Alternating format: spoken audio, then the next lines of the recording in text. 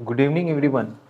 Next topic अपने start कर रहे हैं DNA replication, molecular basis of inheritance. Last lecture में मैंने स्टार्ट किया था जिसमें मैंने आपको बताया था कि डीएनए किससे बने होते हैं, उसकी मॉलिक्यूलर लेवल पे डीएनए किस चीज़ से बनी होती है, मॉलिक्यूल के नाम मैंने आपको बताया था। तो डीएनए जो है, आरएनए जो है, बेसिकली ये एग्जाम्पल होते हैं न्यूक्लियोटाइड के। बेसिकली ये एग्जांपल होते हैं न्यूक्लिक एसिड के। न्यूक्लिक एसिड जो है वो फर्दर बने होते हैं बहुत सारे न्यूक्लियोटाइड से।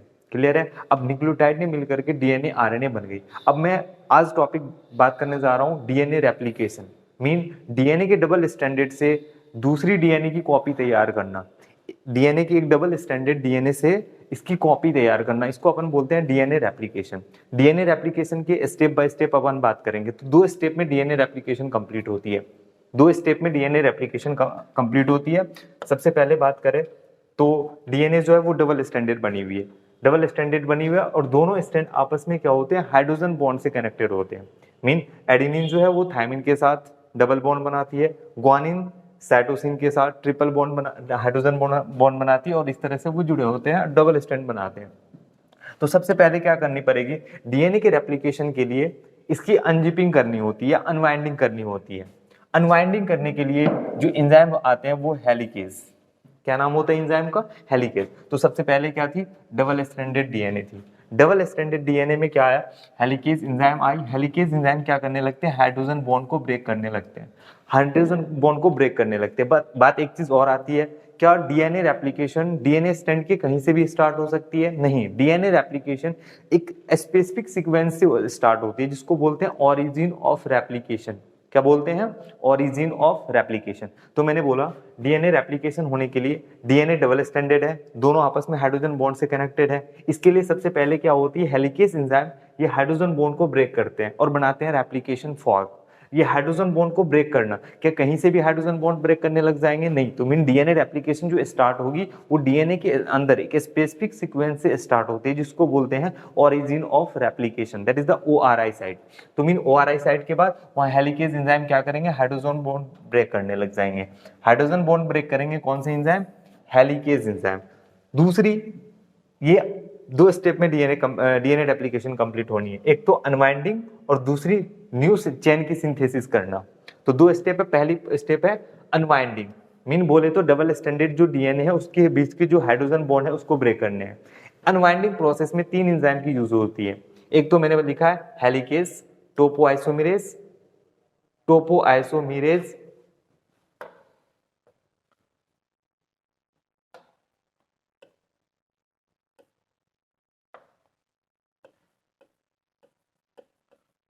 Helicase, topoisomerase, SSB, single stranded binding protein.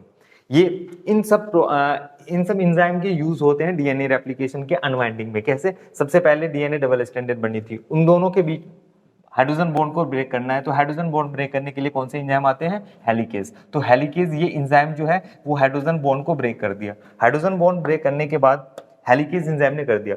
उस दूसरी बात, जब हाइड्रोजन बॉन्ड को ये ब्रेक करते हैं हेलिकेज एंजाइम, तो क्या होती है, जिस सुपर कॉइलिंग अराइज होती है।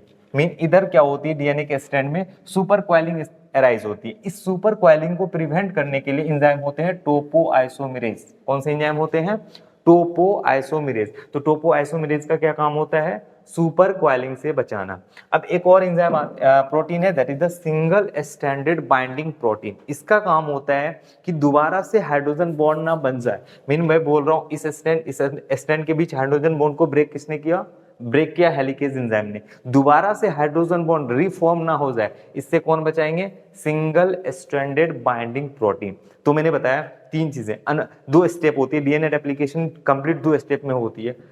अनवाइंडिंग, दूसरी synthesis of new chain. Unwinding में 3 एंजाइम के यूज होंगे, हेलिकेज, हेलिकेज।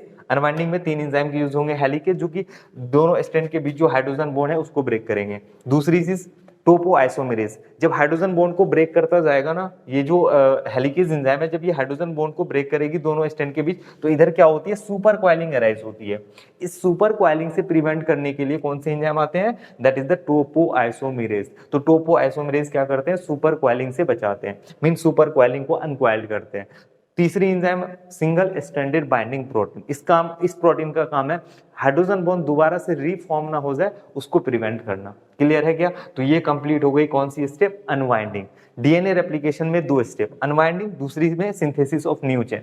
अब डीएनए की दूसरी चेन बनाना, भाई डीएनए रेप्लिकेशन की डेफिनेशन यही होती है कि एक डबल स्ट्रैंडेड डीएनए से डीएनए की कॉपी तैयार करना। क्लियर है क्या? तो अब देखिए ये जो ऐसा स्ट्रक्चर बना इसको बोलते हैं रेप्लिकेशन फॉर्क। क्या बोलते हैं इसको?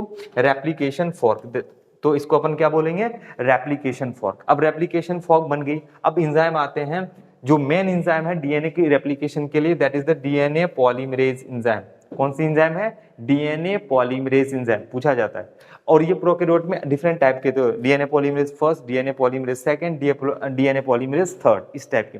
तो मैंने बोला DNA polymerase enzyme main enzyme है जो डीएनए रेप्लिकेशन में काम आएंगे। तो चलिए डीएनए रेप्लिकेशन के अब न्यू चेन की सिंथेसिस स्टेप सेकंड की बात कर रहे हैं। अब देखो ये रेप्लिकेशन फॉर्क बन गई, ये पहली स्टेप थी। अब बनने के बाद सबसे पहले प्राइमर आते हैं, आरएनए प्राइमर। वो आकर के 3 डैश पे, मान लो दो स्टैंड है, एक तो 3 to 5 डैश होगी तो दूसरी 5 to 3 डैश होगी। अब इस पे आरएनए प्राइमर आके ऐड हुए। उसके बाद आते हैं डीएनए पॉलीमरेज एंजाइम। कौन? DNA polymerase enzyme. और फर्दर से वो क्या करते हैं? न्यू चेन की सिंथेसिस करने लग जाते हैं। तो इसमें दो स्टैंड है, 3 to 5 डैश जो है इनमें डीएनए की जो रेप्लिकेशन होती है, दूसरी कॉपी बनती है, वो कंटिन्यूअस बनते हैं, कंटिन्यूअस स्टैंड बनते हैं। क्लियर है क्या? इसलिए इसको बोला जाता है लीडिंग स्टैंड और कंटिन्यूअस स्टैंड। समझ में आ रहा है? लीडिंग स्टैंड और कंटिन्यूअस स्टैंड।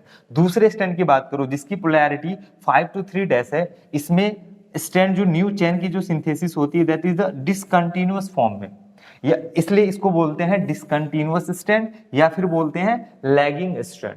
तो डिसकंटिन्यूअस स्टैंड और लैगिंग स्टैंड।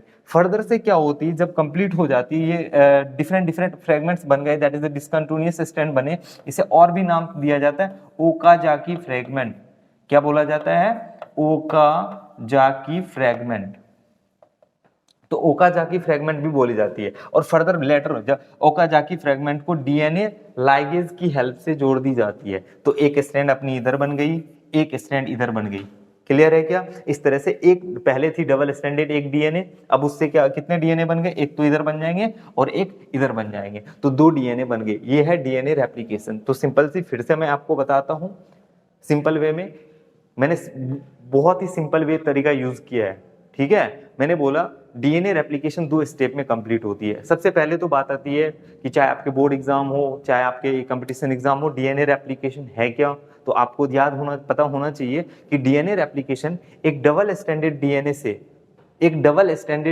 से डीएनए की कॉपी तैयार करना। 2 डीएनए की कॉपी तैयार होगी एक डबल स्ट्रैंडेड, इसी प्रोसेस को अपन क्या बोलते हैं? DNA replication. अब डीएनए रेप्लिकेशन 2 स्टेप में कंप्लीट होती है। सबसे पहले क्या करना होता है? डीएनए होती है डबल स्ट्रैंडेड फॉर्म में, मीन उसकी 2 स्टैंड होती है और दोनों स्टैंड आपस में हाइड्रोजन बॉन्ड के थ्रू कनेक्टेड होते हैं। तो डबल स्टैंडर्ड फॉर्म में और हेलिकल फॉर्म में। तो सबसे पहले क्या करनी होती है?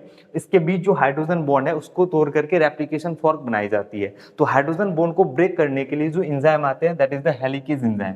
और एक बात और, क्या कहीं से भी डीएनए रेप्लिकेशन स्टार्ट हो जाएगी डीएनए स्ट्रैंड में? नहीं, डीएनए स्ट्रैंड के अंदर एक स्पेसिफिक सीक्वेंस होगी जिसको अपन बोलेंगे ओरिजिन ऑफ रेप्लिकेशन, वहीं से डीएनए रेप्लिकेशन स्टार्ट होने हैं।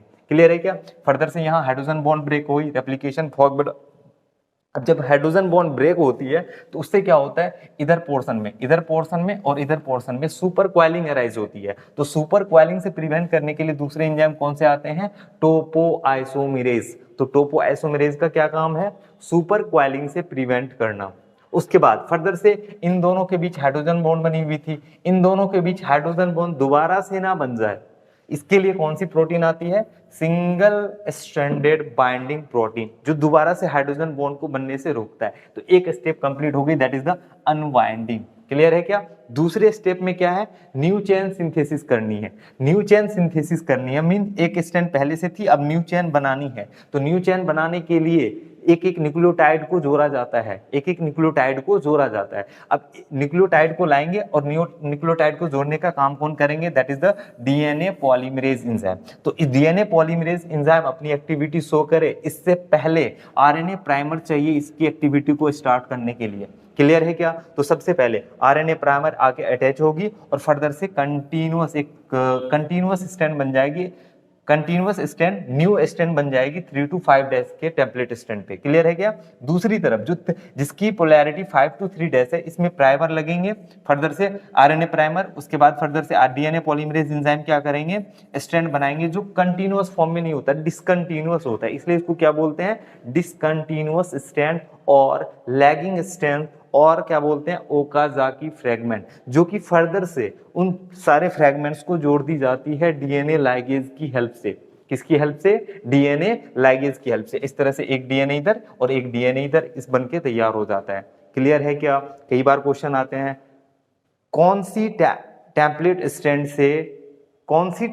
स्ट्रैंड से कंटिन्यूअस स्ट्रैंड की सिंथेसिस होगी? तो बोले तो 3 to 5 डैश जो डीएनए की 3 to 5 डैश एंड होगी, 3 to 5 डैश जिसकी पोलैरिटी होगी, वो जो बनाएंगे डीएनए उसकी कैसी स्ट्रैंड होगी, कंटिन्यूअस। और जिसकी पोलैरिटी 5 to 3 डैश है, उसमें जो स्ट्रैंड बनेंगे, न्यू स्ट्रैंड जो बनेंगे, वो डिसकंटिन्यूअस होंगे, या फिर क्या बोलेंगे, लैगिंग स्ट्रैंड होंगे, जो कि फर्दर उसको डीएनए लैगेज की हेल्प से फर्दर उसको ज्वाइन किए जाते हैं, जोड़े जाते हैं। क्लियर है क्या? तो ये एक मैं सिंपल तरीका में आपको मैंने डीएनए रेप्लिकेशन का बताया। अब बात कर लें क्वेश्चन क्या क्या आते हैं। तो क्वेश्चन ये आता है कि डीएनए रेप्लिकेशन के मेन एंजाइम कौन से हैं? तो आपको बोलने हैं डीएनए पॉलीमरेज एंजाइम।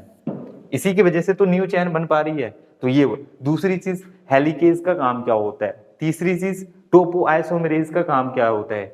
एंड और भी पूछी जाती है कि सिंगल स्ट्रैंडेड बाइंडिंग प्रोटीन का काम क्या होता है? तो बात क्लियर है, हेलिकेज एंजाइम का काम है हाइड्रोजन बॉन्ड को ब्रेक करना। टोपोआइसोमेरेज का काम है जब हाइड्रोजन बॉन्ड को ये ब्रेक करता जाएगा तो इधर की और इधर की और क्या होगी, सुपर क्वाइलिंग अराइज होगी। तो इस सुपर क्वाइलिंग से बचने के लिए कौन सी एंजाइम है? टोपोआइसोमेरेज। क्लियर है क्या? और फर्दर इन दोनों के बीच में हाइड्रोजन बॉन्ड ना बन जाए, क्या होगी, हाइड्रोजन बॉन्ड ना बन जाए, कौन से एंजाइम आएंगे?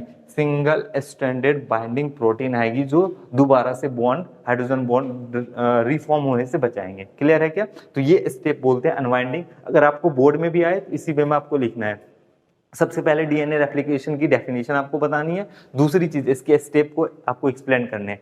पहला स्टेप अनवाइंडिंग, कौन कौन से एंजाइम लगे। दूसरा step synthesis of new chain, कौन से एंजाइम लगे और कितनी स्ट्रैंड बनी, कौन से डैश पे कौन सी स्ट्रैंड बनी, ये सारी चीजें आपको लिखने पड़ेंगे।